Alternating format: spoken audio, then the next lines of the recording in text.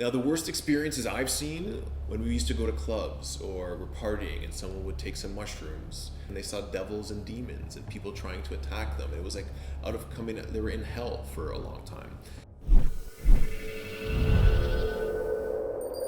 Hey guys, I'm Gio, and this video today is called How to Get the Most Out of a Psychedelic Experience, whether it be DMT, mushrooms, ayahuasca, LSD. I'm not an expert or a shaman by any means. I'm just a psychonautic explorer that has had some experience with psychedelics and plant medicines, and I just want to share for those who feel called.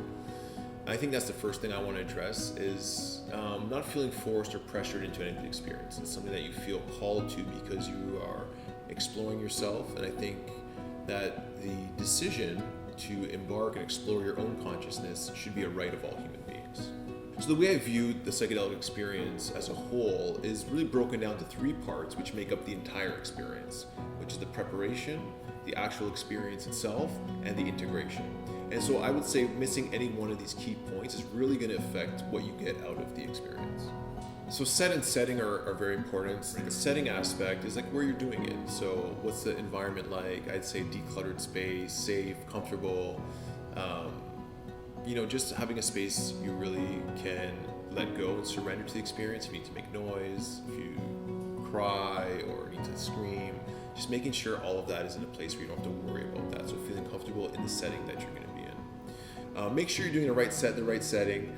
Bad trips do happen. It's usually when there's not a lot of preparation. You can still have a scary, challenging experience, but I think those are also beneficial as well. It's all the way we perceive them. Is it good or bad? The answer is, I don't know. I think good and bad experiences all have meaning and benefit to them. So I think a good preparation plan really includes, first off, starting with an intention. So I would always advise against spur-of-the-moment psychedelic use when you make that decision to embark on the journey, and that's when I think the entire ceremony actually begins. An intention can be very specific, it can be very general, but it's basically what you want to get out of the experience. You're looking for more clarity, are you looking to change your environment, get healthier? And what the psychedelics can do is show you different ways to achieve that, or maybe give you some more awareness onto ways you may be hurting yourself, the environment. A really good intention could be something like trusting and surrendering, or show me who I have become, which is getting a really good look at who you are as a person. And sometimes, in life, we're so outward focused that we don't get to see our own faults or see ways we can improve. So I love those intentions, show me who I've become. Then as we go on, you can reconnect with my soul. And whatever your intention is, it's good to not get discouraged. Get a clear answer. Like when you ask a question, you want the psychedelics or the plant medicine to show you the way. And usually the way is still a journey to find. It's actually guiding you more in that direction. Number two, on the preparation side can be things like physical, getting good sleep, getting out in nature, starting a practice, whether it's yoga or breathwork. And all of these things are going to allow you to have a deeper connection with the medicine. It's also going to help take some layers of the onion off. So all these stresses and things we may be holding on to, all these practices are good to start before, and they're also going to be good for integration. So it's not like, I'm going to do this now, have a psychedelic experience, my life is going to change, and go back to my old environment. And I think the environment is also a very, very important key to getting the most of the experience. So if you're in a toxic environment now, and you go and have a psychedelic experience, and you go back into that same toxic environment, whether it's a toxic environment of people, workplace setting, where you live, it's going to be very challenging, maybe even more challenging to go back to now that you're going to be a little bit more open, and you're going to be feeling more things, and things may be coming out. Okay, so I just want you to sort of really have a plan in place. If I'm trying to change my environment, how is that going to change post-experience? Very, very important.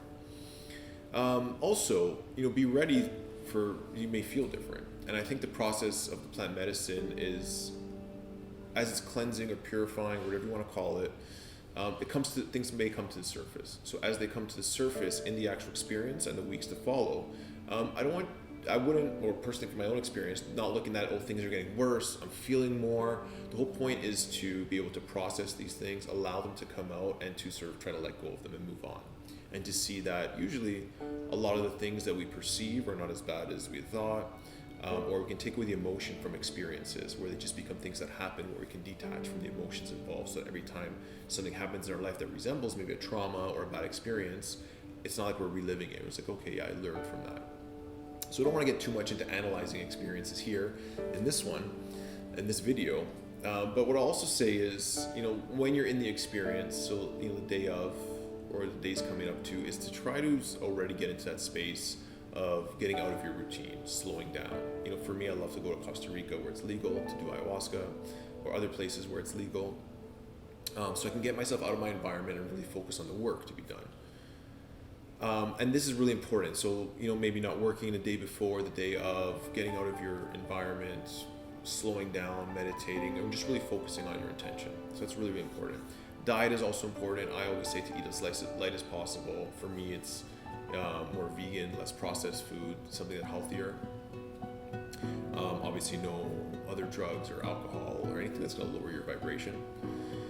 And then when going into the experience, make sure you're in a safe setting with a sitter, someone to watch, just to make sure that you're not going to hurt yourself, that you're supported, someone that you care about, someone that you trust, someone who's not going to take advantage of you, which is also very important. I would never recommend doing psychedelics alone. And it doesn't have to be a shaman. It doesn't have to be someone who works with this all the time. It's just someone who's really going to watch out for your best interest.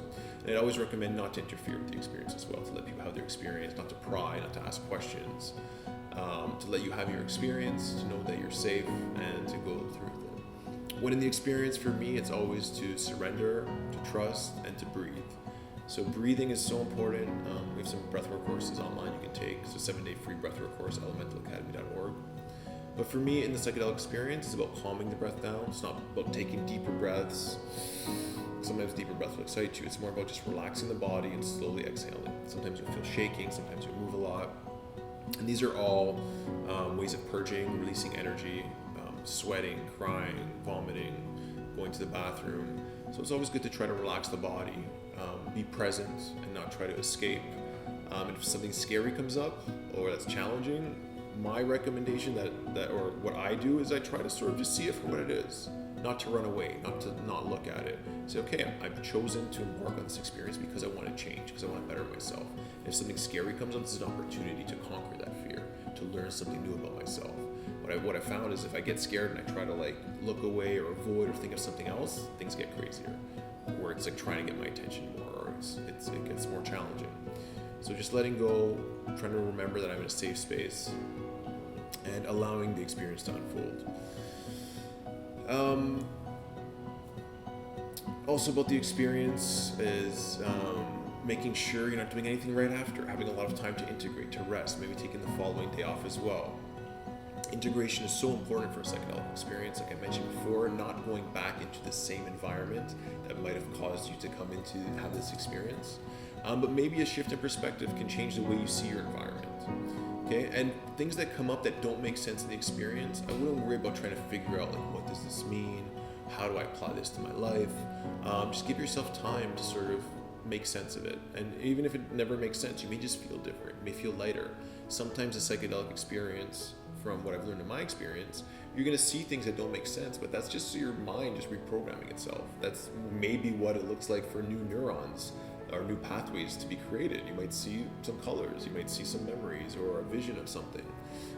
So sometimes the messages are very clear, sometimes they make no sense whatsoever. But what I would say is you usually get what you need and not what you want. And sometimes that can be a bad experience, a perceived bad experience, which are usually the most profound, life-changing experiences. Sometimes it's a very beautiful experience. Sometimes it's something that makes absolutely no sense. So back onto integration, same practices that are going to help you prep, like breath work, meditation, spending some time in silence of not thinking about anything is really, really good. Time in nature, I highly, highly recommend. Physical activity, anything that's going to help you. And the one thing to keep in mind is that psychedelics are not the answer. And they're not for everyone. And they may not even be the best thing for you.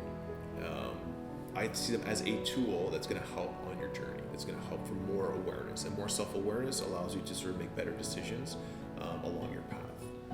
So we're looking at what I'm trying to do here is to be the best person I can be. And I find psychedelics can be a good tool for increasing my awareness.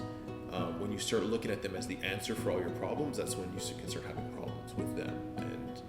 you're out of balance. So you're always in control, you are at the seat, you are the captain, and these things are tools to help you get more awareness. The other thing that's important is to have a support network. And a lot of people I see, because of the legality, because of the stigma towards them, don't feel comfortable having anyone to talk to.